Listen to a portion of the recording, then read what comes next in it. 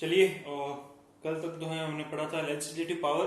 आज जो हमें कंटिन्यू करना है आगे किसके फाइनेंशियल पावर से, किसकी प्रेसिडेंट की। प्रेसिडेंट को है फाइनेंस से रिलेटेड क्या क्या पावर्स होते हैं, ठीक है ना। ये कौन से बिल को जो है हाउस में इसके रिकमेंडेशन से रखा जाता है या सिग्नेचर कब करते हैं, ठीक है। तो इसके बारे में हमें पढ़ना है। बजट जो होता है, एनुअल बजट जो होता है पूरे कंट्री का, वो किस तरह से कौन प्रेजेंट करवाता है, किसके जो है डायरेक्शंस होते हैं, किसके सिग्नेचर होते हैं, इस तरीके के जो पावर्स प्रेसिडेंट के अंडर में है वो हमें जो है सारा अभी डिस्कस करना है। और जहां तक कि कल तक का क्लास है, आई होप जो है सभी के जो डाउट्स है वो सारे क्लियर हो गए होंगे। उसके अलावा भी अगर आपको कोई डाउट लगता है तो आप जो है मुझे टेक्स्ट कर सकते हैं ग्रुप में जो है। काफी क्वेश्चन जो होते हैं बहुत ज्यादा हाइपोथेटिकल होते हैं, ठीक है। हाइपोथेटिकल मीन्स कि जो पॉसिबल ही नहीं है, ऐसा हो जाए तो क्या होगा, ऐसा हो जाए तो। खैर अच्छी है, क्यूरियोसिटी अच्छी है, जानकारी होनी चाहिए आपको, सारा एक्सप्लेनेशन होना चाहिए। पर क्योंकि आप ये सारी चीजें पढ़ के आए हो एक्चुअली 10th क्लास के अंदर जो है इससे अच्छा दिया हुआ है 12th क्लास से भी। तो पूरी डिटेल में पढ़ने के बाद भी अगर इस तरह के क्वेश्चन आते हैं तो या तो यही है कि 10th में हमने ढंग से पढ़ा नहीं है या 10th का हम भूल गए।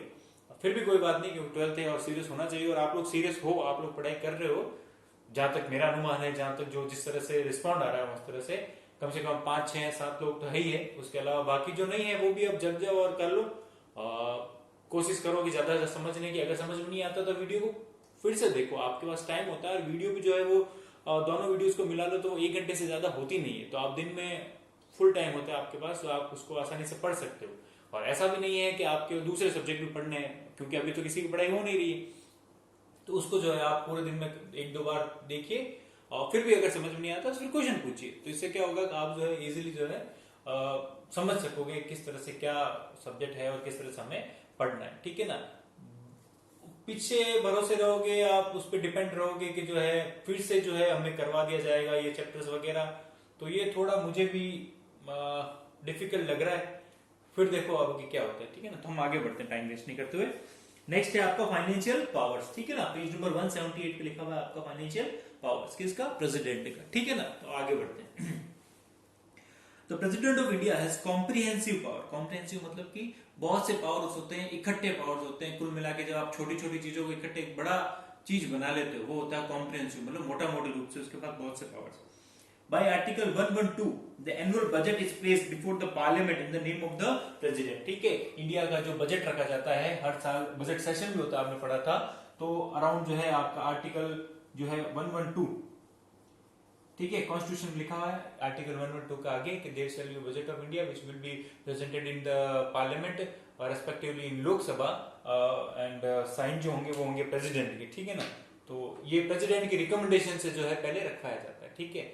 यही बात है। फिर इसके ऊपर जो चर्चा होती है, ठीक है, होता तो गवर्नमेंट का ही, आपने कल भी देखा था, होता तो गवर्नमेंट का ही है, सब कुछ गवर्नमेंट के हाथ में है। प्रेसिडेंट जो है सिग्नेचर करे, क्योंकि प्रेसिडेंट जो है वो पार्लियामेंट का एक पार्ट है। तो वो बोलते हैं हाँ ठीक है, ये जो बजट है ये रखवा रहा हूं मैं मेरी तरफ से, इस पर डिस्कशन कीजिए और इसको करेक्ट कीजिए, अगर कोई कमी है या ज्यादा है जो भी है उस पर चर्चा करके पूरा सेशन जो है इसमें बातचीत करके जो है फिर से मेरे पास भेजिए, मैं आपको जो है सिग्नेचर करके देता हूं। जिससे क्या होगा, पूरे इंडिया में साल भर के लिए जितना भी पैसा चाहिए और पैसा कहां पे खर्च होगा वो सारी चीजें इसमें लिखा हुआ होता है, ठीक है।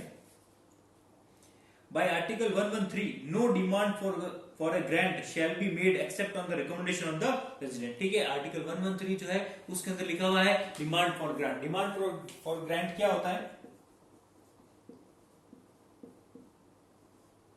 ठीक है, ये क्या होता है, आर्टिकल 112 जो है आपका बजट इससे अलग चीज होता है, ठीक है। कहने की अगर सिंपल लैंग्वेज में आपको बताऊं, ज्यादा डिटेल में नहीं जाना है, ठीक है। सिंपल चीज ये है कि आपको आपके घर में एक बजट दिया गया है, आपको महीने भर के लिए जो है इतनी इनकम से काम चलाना, तो ये साल भर के लिए काम चल रहा है, ठीक है। फिर कोई ऐसा खर्च आ जाता है कि जिससे क्या होता है, आपके पास जो बजट था वो आपको कहीं और डालना पड़ गया, इससे क्या हो गया, एक्चुअल बजट में आपकी कोई कमी हो गई, ठीक है ना। जैसे आप ही हो, आपको एक महीने के 10 रुपए दिए कि 10 रुपए में तुझे जो है तुम्हारा खर्चा चलाना है। कोई जरूरी काम आ गया, कोई किताब लेनी पड़ेगी, बुक लेनी पड़ेगी, XYZ, अब आपके पास क्या हो गया, वो 10 रुपए कम पड़ गए, क्योंकि आपने वहां पे स्पेंड कर दिए।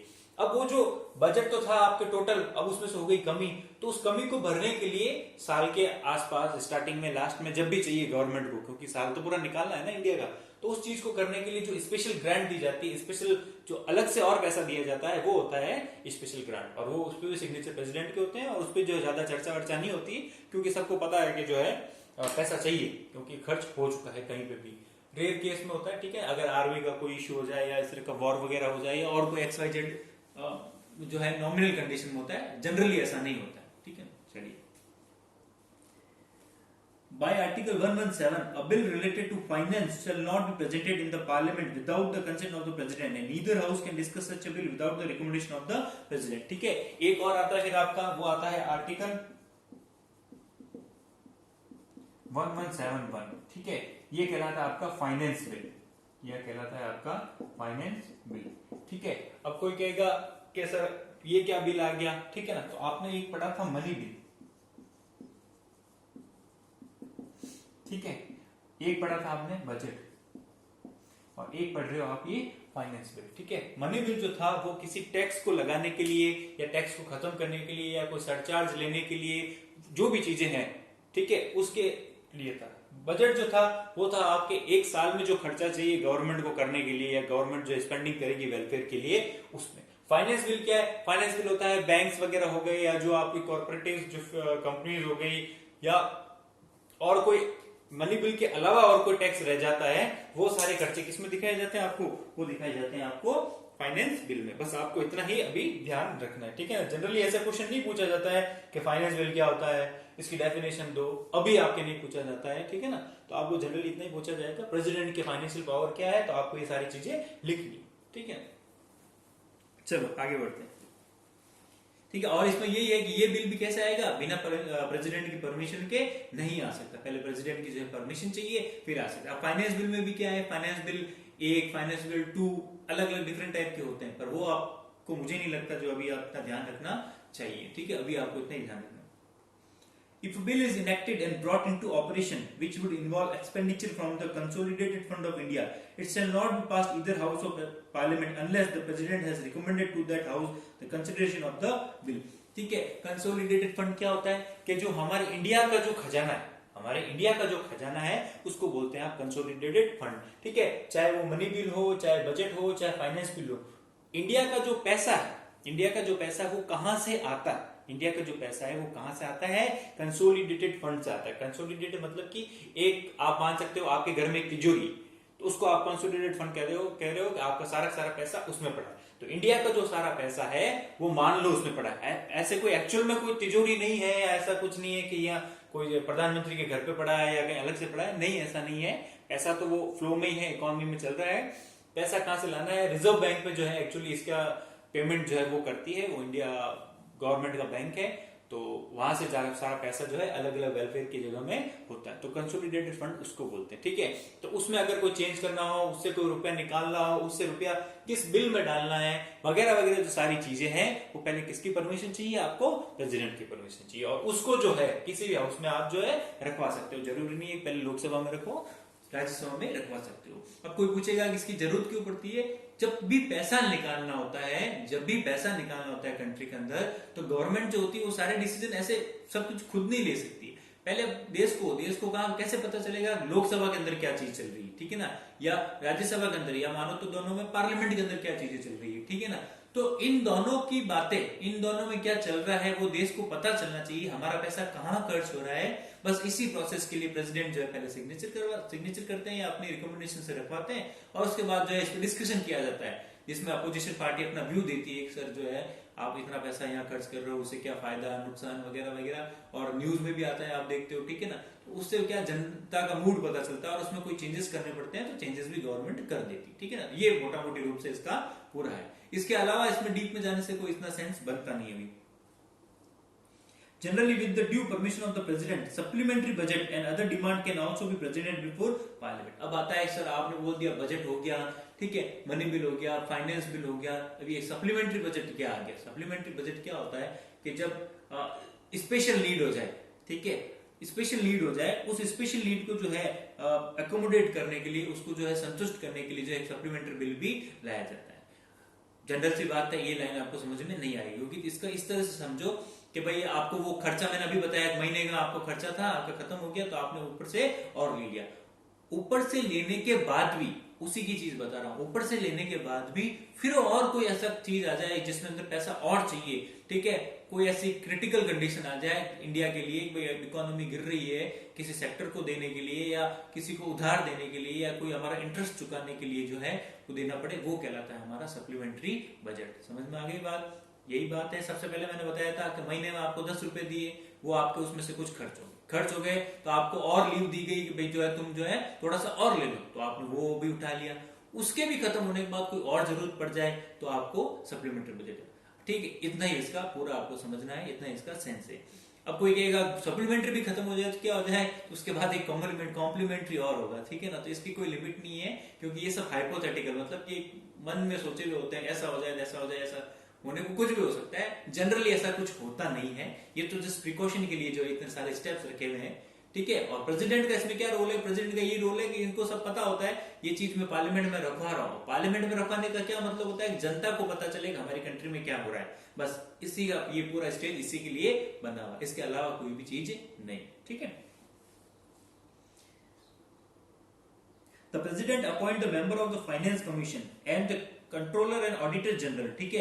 अब जो ये मेंबर आता है आपके किसका? Finance commission. तो बोले फाइनेंस कमीशन क्या होता है, जो कंट्रोलर एंड ऑडिटर जनरल है वो क्या होता है? दो पोस्ट होती है हमारे यहाँ पे, एक तो होता है हमारे फाइनेंस कमीशन और एक होता है CAG, controller and auditor general, ठीक है। ये दो चीज क्या होती है? देखो, जो पैसा है, सिंपल सी बात बताऊं कि स्टेट जो है, अपने राज्य जो है, इनको पैसा कौन देता है, ठीक है। तो जनरली आप क्या कहोगे कि सर टैक्स लेते होंगे, ठीक है। टैक्स भी जो है दो तरह के होते हैं, एक होता है यूनियन, मतलब कि जो सेंटर लेता है, और एक होता है स्टेट, ठीक है। स्टेट जो लोकल प्रोडक्ट पे या लोकल चीजों पे जो जिसकी स्टेट में बन रही है या स्टेट के लिए ही है, तो वो कहलाता है आपके स्टेट। पर जो ऑल ओवर इंडिया में जो यूनिफॉर्म है, मतलब कि सभी के लिए एक है, जैसे कि इनकम टैक्स, इनकम टैक्स जो है वो स्टेट गवर्नमेंट नहीं लेती है, वो कौन लेती है? आपके यूनियन गवर्नमेंट या सेंट्रल गवर्नमेंट। इनकम टैक्स जो है वो सेंट्रल का डिपार्टमेंट है, स्टेट का डिपार्टमेंट नहीं। स्टेट के डिपार्टमेंट अलग है, वो सेल्स टैक्स है, दुकानों पे बिका है वो सेल्स टैक्स, या कहीं पे भी कोई चीज भी सेल्स टैक्स, ठीक है। उसके अलावा जो एक्साइज है, ठीक है, जिसको आबकारी भी बोलते हैं, वो स्टेट के अंदर में आता है। पर जो बड़े टैक्सेस हैं वो यूनियन के अंदर में आते हैं। प्लस जो डिवीजन है, ठीक है, डिवीजन कैसे कि जो इंडिया की इनकम होती है, इंडिया की जो इनकम होती है अलग अलग तरीके से, इंडिया दूसरों को लोन भी देता है, दूसरी कंट्रीज को, इंडिया में पीएसयूज भी है, इतना सामान जो बिकता है जिसको आप लोग खरीदते हो, ये भी आता है, ये रेलवे से पैसा आता है, वगैरह वगैरह बहुत सा पैसा आता है, ठीक है। अब रेलवे क्या है, किसकी है? यूनियन के अंदर आती है, पर स्टेट से भी उसको फायदा मिला ना भाई, स्टेट के पैसेंजर भी तो उसके अंदर चढ़े। तो इस तरह से क्या होता है कि स्टेट का जो खुद का पैसा होता है वो तो स्टेट खर्च कर लेता है या अपने वेलफेयर के लिए करता है, पर यूनियन की ये जिम्मेदारी है, क्योंकि स्टेट जो है वो हमारे अंदर आता है, ये हमारा ही एक बच्चा है, स्टेट जो है वो हमारा ही बच्चा है। कितने स्टेट है? 28। तो 28 स्टेट्स को जो है वो उनके पॉपुलेशन के हिसाब से, उनके एरिया के हिसाब से और रिक्वायरमेंट के हिसाब से जो है सेंटर या यूनियन क्या करता है? पैसे देता है, साल में जो है पैसे देता है। बस वो पैसा जो है कितना किसको मिलेगा, फिर से सुन लो बात, वो पैसा जो आप जिसका सेंटर जो है वो स्टेट्स को दे रहा है या यूनियन टेरिटरीज को दे रहा है, किसको कितना मिलेगा, इसकी लिमिट भी तो होगी। ऐसा नहीं सबको बराबर मिले, क्योंकि सबकी कंडीशन अलग है, राजस्थान की कंडीशन अलग है, यूपी के अलग है, बंगाल के अलग है, पौंडीचेरी के अलग है, आपके गोवा के अलग है, क्योंकि साइज, पॉपुलेशन, हर चीज मैटर करती है, ठीक है ना। तो किसको कितना पैसा मिलेगा, इसको तैयार करने के लिए एक टीम होती है, एक ग्रुप होता है, उसको कहते हैं आप फाइनेंस कमीशन। वो ये चेक करता है कि किसको कितना पैसा देना है, साथ ही साथ जो पंचायत से उनको कितना पैसा देना है, वगैरह वगैरह। खैर वो पंचायत को देने का काम तो स्टेट कमीशन का होता है, जो शायद आगे आएगा, हम पढ़ेंगे भी। पर फाइनेंस कमीशन का मोटा मोटी रूप से ये है, पैसे का बंटवारा जो है किस हिसाब से होगा वो कौन डिसाइड करता है? Finance commission. इसको बनाता कौन है? गवर्नमेंट बनाती है, गवर्नमेंट रिकमेंड करती है कि सर इसके अंदर जो 5 या 10 मेंबर्स होंगे, बस जैसे ही गवर्नमेंट जो है उन मेंबर्स के नाम आगे भेजती, आगे मतलब कि वही प्रेसिडेंट के पास, प्रेसिडेंट क्या करता है? ठीक है, क्योंकि गवर्नमेंट का कहना ही तो मानना है, ये प्रेसिडेंट का काम है, काउंसिल का कहना मानना, तो बस प्रेसिडेंट क्या कर देगा? प्रेसिडेंट जो है वो सिग्नेचर कर देंगे और जो है बस ये फाइनेंस कमीशन बन जाएगा और वो अपना काम करता रहेगा, 5 साल के लिए चलेगा, बात खत्म, ठीक है ना। तो ये सारा चीज जो है गवर्नमेंट के हिसाब से चलता है, ठीक है। फिर आता है CAG, controller and auditor general of India. ये क्या होता है? आप इसको मान लो ये हमारी सरकार के, हमारी मतलब कि इंडियन गवर्नमेंट के जो है सबसे बड़े क्लर्क या सबसे बड़े जो वो खजांची जिसको बोलते हैं, ट्रेजरर जिसको बोलते हैं, ठीक है ना, वो है। ये क्या करते हैं कि इंडिया में ऑडिट का मतलब क्या होता है? चेक करना। ऑडिट का मतलब क्या होता है? चेक करना। इंडिया में ये जो फाइनेंस कमीशन ने रुपया दे दिया, रुपया देने के बाद यूनियन को अलग चला गया, स्टेट को अलग चला गया, टैक्स का बंटवारा सब हो गया।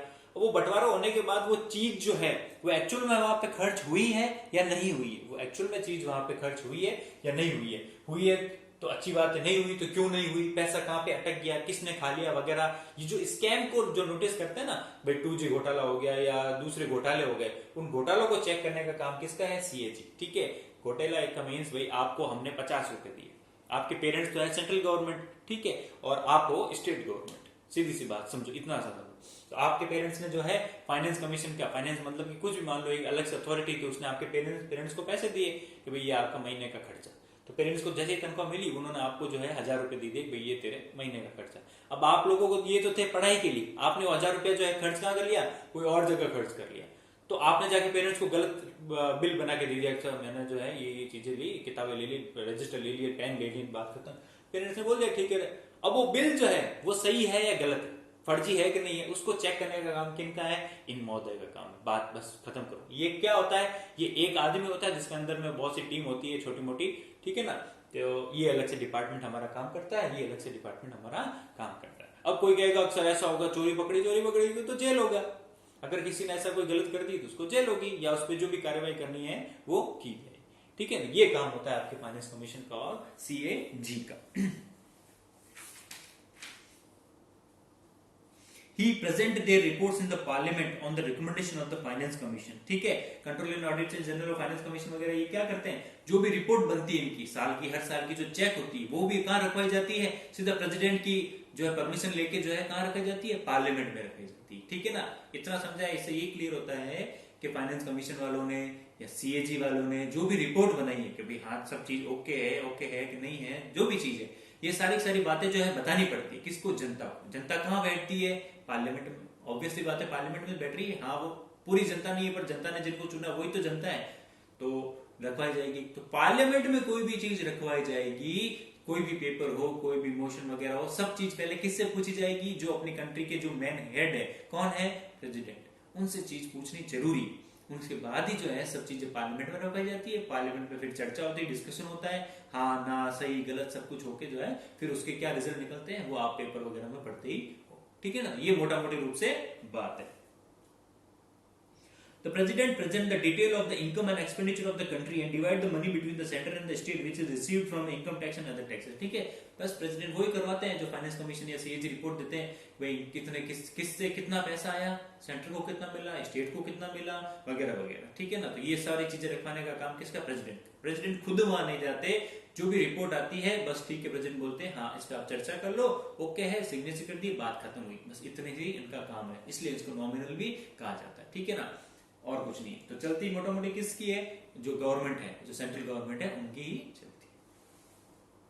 तो ये तो थे आपके फाइनेंशियल पावर, पैसे से रिलेटेड जो भी पावर थे किसके? प्रेसिडेंट के। और अगर आपको ज्यादा सिंपल फॉर्मेट में चाहिए तो शायद मतलब आपको कल मिल गए होंगे, ठीक है ना, जो 10th क्लास का जो सेंट्रल गवर्नमेंट का जो चैप्टर था वो मिल गया होगा, तो आप उससे पढ़ सकते हैं, ठीक है ना। फिर आता है जुडिशियल पावर। जुडिशियल पावर जो था मैंने स्टार्टिंग में आपको बता दिया था कि आर्टिकल 72 के अंदर जो है प्रेसिडेंट जो है सजा को कम ज्यादा माफी थोड़ी छोटी मोटी इसका स्टैंडर्ड चेंज कर सकता है, इसका व्यू चेंज कर सकता है वगैरह वगैरह। ये सब पावर किसको? इनको। साथ ही साथ जो है कोर्ट मार्शल वगैरह जो होते हैं आर्मी के अंदर, आर्मी के अंदर कोई सजा वगैरह है उसको भी कम या ज्यादा माफी कर सकते हैं। क्यों कर सकते हैं?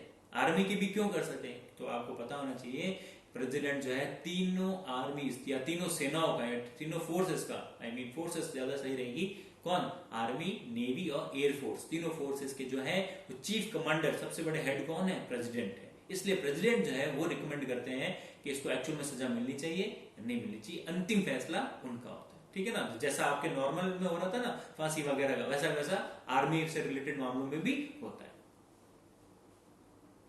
The president also has various judicial power. By Article 72, the president shall have the right to pardon any person convicted of any offence. He shall have the powers to pardon or lessen the punishment or change the punishment of the convict. Convict मतलब दोषी. The president shall use these powers in the three situations. In all the cases when punishment was given by court of army, बता दी मैंने आपको, in all the cases where the punishment was given for the crime which fall under the executive power of the union, union के जो under में आता है, ठीक है ना, यूनियन के अंदर में या कंट्री के अंडर में अगर किसी ने कोई अपराध वगैरह किया है, ठीक है ना, तो सबको मतलब सजा दी है, सजा देने के बाद जो है उसको माफी करने का पावर अगर केसेस है तो किसके पास जाएगा, प्रेसिडेंट के पास। In all death sentences, the president's power of pardon shall not have any effect on the power of the state courts and military courts. The president will exercise these power on the advice of his minister. ठीक है, फिर तो चाहे central के अंदर हो, फिर चाहे मिलिट्री के अंदर हो, ये जो सारी चीजें की है, किसी ने अगर दोषी है, कॉन्विक्ट है और वो चाहता है मेरी सजा कम ज्यादा माफ वगैरह सारी चीजें हो जाए, तो पहले वो कहाँ जाएगा, वो जाएगा होम मिनिस्ट्री के पास, पहले वो कहाँ जाएगा, होम मिनिस्ट्री के पास, और अगर डिफेंस का है तो वो जाएगा डिफेंस मिनिस्ट्री के पास, वो एप्लीकेशन देगा, सर मेरा ये मानना है मेरे को सजा जो है वो ज्यादा हो गई है, कम हो गई है, वो अपना रीजन देगा क्यों कम होनी चाहिए। ये मिनिस्ट्री तय करेगी कि वास्तव में इसकी पावर का जो सजा है वो कम होनी चाहिए या नहीं होनी चाहिए, ठीक है, और उसके बाद रिकमेंड करेगी प्रेसिडेंट को कि सर जो है इसकी कम ज्यादा वगैरह कर दो, ठीक है ना, तो प्रेसिडेंट जो है उसके हिसाब से अपना फैसला ले लेते हैं, और कभी कभी अपने डिस्क्रिप्शन में भी चलते हैं, जरूरी नहीं हमेशा गवर्नमेंट के हिसाब से चलते हैं, कभी कभी अपने डिस्क्रिप्शन से भी फैसला लेते हैं वास्तव में इस आदमी की सजा जो है कम ज्यादा करनी चाहिए या नहीं होनी चाहिए। ऐसा बहुत रेयर केसेस में होता है, जनरली नहीं होता है, ठीक है। फिर आइए आप इमरजेंसी पावर, इमरजेंसी क्या होता है वो आपको जो है मैं पढ़ा चुका हूं, आर्टिकल 352, 356, 360, किस तरह से कौन क्यों कब कैसे, फिर भी जो है एक बार फिर से इसको देख लेते हैं, ठीक है ना। अंडर सेक्शन 18, सेक्शन या पार्ट का एक ही बात है, of the constitution, article 352 to 360, 352 से लेके 360, 352 से लेके 360 तक जो है पार्ट 18 के अंदर कॉन्स्टिट्यूशन के इमरजेंसी के बारे में चीजें बताई गई है, ठीक है ना। आर्टिकल 353 में भी कुछ दे रखा है, 354 में भी कुछ दे रखा है, पर हम जनरली जो है जिनकी बात करते हैं, जो नाम है कि 352 मतलब नेशनल इमरजेंसी, 356 मतलब कि स्टेट इमरजेंसी, 360 मतलब कि फाइनेंस इमरजेंसी, ये मेन आर्टिकल 3 है। इनके अलावा भी छोटे मोटे हैं कि कब क्यों कैसे चीज दी हुई है कि स्टेट इमरजेंसी कब लगेगी कैसे लगेगी, तो कोई 353 में है, कोई 354 में है, 357 में है, 358 में है, ये भी है, ठीक है ना। तो टोटल सारे जो है 352 से 360 तक सभी कंसिडर किए जाते हैं। The president has the provisions of emergency power. According to it, the president can declare 3 type of emergency in the country. President जो है 3 तरह की इमरजेंसी डिक्लेयर कर सकते हैं कंट्री के अंदर। पहली है आपके नेशनल इमरजेंसी, ठीक है, article 352, if the president has the apprehension मतलब उसको लगे, ऐसा विश्वास हो दैट ग्रेव मतलब कि भयंकर सिचुएशन हो गई है, exist whereby the security of India or any part of the territory thereof is threatened, ठीक है, या तो पूरे कंट्री की सिक्योरिटी या कंट्री के किसी पार्ट की सिक्योरिटी, कंट्री के किसी पार्ट की सिक्योरिटी, उस पार्ट में कुछ यूनियन टेरिटरी भी आ सकती है, स्टेट भी आ सकता है, आधा स्टेट भी आ सकता है, एक जिला भी आ सकता है, एक छोटी सी कॉलोनी भी आ सकती है, ठीक है, तो पार्ट का कुछ भी हो सकता है, या पूरे में भी।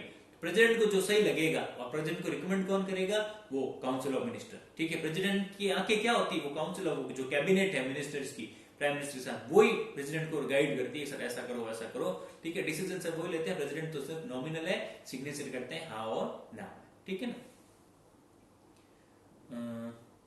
वेदर बाय वॉर और एक्सटर्नल एग्रेशन और आर्म्ड रिबेलियन, या तो कोई लड़ाई हो गई हो, एक्सटर्नल एग्रेशन मतलब कि बाहर से कोई जो है आक्रमण हो गया हो, बाहर से लोग बाग अंदर घुस के आ गए हो, या आर्म्ड रिबेलियन मतलब कि रेबेलियन अपन के ही कंट्री वालों ने, कुछ लोगों ने क्या कर दिया हो, हथियार उठा लिए हो और दंगा फसाद या इस तरह की कोई और चीजें जिससे थ्रेट होने लगे कंट्री में, किसी भी पार्ट में या पूरी कंट्री में या किसी फिक्स एरिया में, तो ये तीनों चारों सिचुएशन में जो है प्रेसिडेंट को पावर है जो उस इमरजेंसी को लगाने का।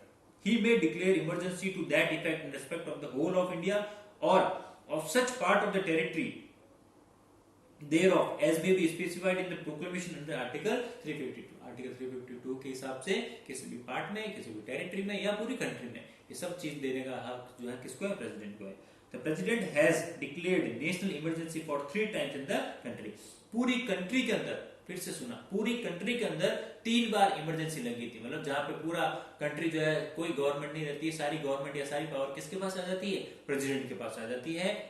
कहने का मतलब है आ तो जाती है, काउंसिल ऑफ मिनिस्टर जो है वो मेन सेंटर जो है कैबिनेट उनके पास आ जाती है, उनके कहने पर प्रेसिडेंट जो है सब डिसीजन लेते हैं, जो स्टेट गवर्नमेंट है या जो बाकी संस्था है वो सब रुक जाती है, ठीक है ना।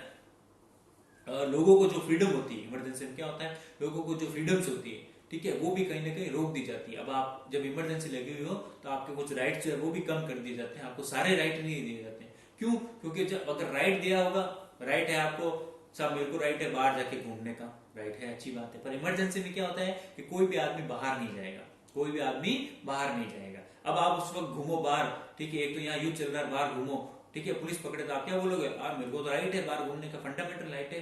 तब आपको ये जवाब दिया जाएगा अभी लगी हुई है इमरजेंसी, आपके सारे राइट्स नहीं लागू है, कुछ राइट आपके रोक दिए गए, ठीक है ना। अब कोई ये पूछेगा सर ये लॉकडाउन में भी इमरजेंसी है क्या? नहीं, लॉकडाउन इमरजेंसी नहीं है, ये वो अलग चीज है जो गवर्नमेंट ने लगाई है कि अपने कुछ डिजीज को रोकने के लिए या जो वायरस से फैला उसके लिए। तो ये इमरजेंसी नहीं है, ये इमरजेंसी नहीं, इमरजेंसी इससे भी थोड़ी ज्यादा होती है, ठीक है ना। इन 1962 व्हेन चाइना अटैक्ड इंडिया, 62 में जब चाइना ने अटैक किया था तब लगी थी। 1971 when Pakistan attacked India and in June 1975 due to internal disturbance on the, ठीक है, 2 बार तो अटैक हुआ था, एक बार जो है 1975 में। बेसिकली बात यह है कि उस टाइम इंदिरा गांधी की गवर्नमेंट थी और उनको लगा कि कुछ लोग जो है मेरी सत्ता को या मेरी पावर को गिरा देंगे, तो उन्होंने कैबिनेट के साथ मिलके, सब उन्हीं के अंडर में होता है, गवर्नमेंट किसकी होती है? प्राइम मिनिस्टर की होती है। तो उन्होंने जो है प्रेसिडेंट को बोल दिया था जो है इंटरनल डिस्टर्बेंस है, डिस्टर्बेंस मतलब कि कुछ लोग जो है प्रॉब्लम क्रिएट करना चाहते हैं, जस्ट ये आरोप है, ऐसा करके उन्होंने जो है इमरजेंसी लगवा दी थी और उसके कारण जो है साल 2 साल के अंदर जो है उनकी गवर्नमेंट गिरा दी गई थी और जो जेपी नारायण की जो गवर्नमेंट है वो आ गई थी। ये अभी आपका नहीं पढ़ना है, अभी आपको इतना ही ध्यान रखना, ठीक है ना। ये बात है आपके 3 केसेस ऐसे हुए हैं जब अभी इंडिया में नेशनल इमरजेंसी लगी है। अब आता है नेक्स्ट टॉपिक स्टेट इमरजेंसी का। 356 के अंदर स्टेट इमरजेंसी में क्या होता है कि प्रेसिडेंट जो है वो गवर्नर को बोलता है स्टेट के किसी पार्ट में या पूरे स्टेट के अंदर जो है आप इमरजेंसी लगा दो। मतलब वहां के जो चीफ मिनिस्टर है, वहां के जो मिनिस्टर है, अब वो कोई काम नहीं कर सकते, वो पूरा कंट्रोल जो है उस स्टेट पे, पर्टिकुलर स्टेट पे या यूनियन टेरिटरी पे किसके अंडर में आ जाता है? इनडायरेक्टली प्रेसिडेंट का आता तो गवर्नर के कंट्रोल में, पर गवर्नर को अपॉइंट किसने किया है? प्रेसिडेंट ने अपॉइंट किया है। तो सब पावर किसके अंदर में आ जाता है? प्रेसिडेंट के। और ऐसे देखो तो प्रेसिडेंट के कंट्रोल में भी नहीं आता है, काउंसिल ऑफ मिनिस्टर के कंट्रोल में आ जाता है, क्योंकि प्रेसिडेंट को राय तो उन्होंने ही दी थी। तो कहने का मतलब है कि जो सेंट्रल गवर्नमेंट है वो कहीं ना कहीं सबसे ज्यादा पावरफुल है, प्रेसिडेंट को कह के इमरजेंसी भी लगवा सकती है और प्रेसिडेंट भी जो है उनके हिसाब से चलता है, उसका काम ही वही है कि काउंसिल के हिसाब से, काउंसिल ऑफ मिनिस्टर के हिसाब से चलना, ठीक है। कभी कभी रेयरेस्ट केसेस में जो है वो काउंसिल ऑफ मिनिस्टर के फैसले मानने से भी जो है मना कर सकते हैं, पर करते नहीं है। अब कोई पूछ लेगा कर दे तो क्या होगा? कुछ नहीं होगा, क्योंकि वो उसको अपॉइंट किसने किया था? उसी पार्टी ने किया था, ठीक है, मेजोरिटी उसी पार्टी की थी ना, लेकिन वोट वहीं उसी ने दिए। तो दिखती बात है, ऐसा होता नहीं, जो है हाइपोथेटिकल सिचुएशन होती है ना, ऐसा हो जाए तो क्या होगा? ऐसा कभी नहीं होता, उनको सबको गवर्नमेंट के हिसाब से चलना पड़ता है, ठीक है। तो जो आर्टिकल 356 वगैरह है वो नेक्स्ट पार्ट के अंदर आपके आ रहे हैं अभी, ठीक है।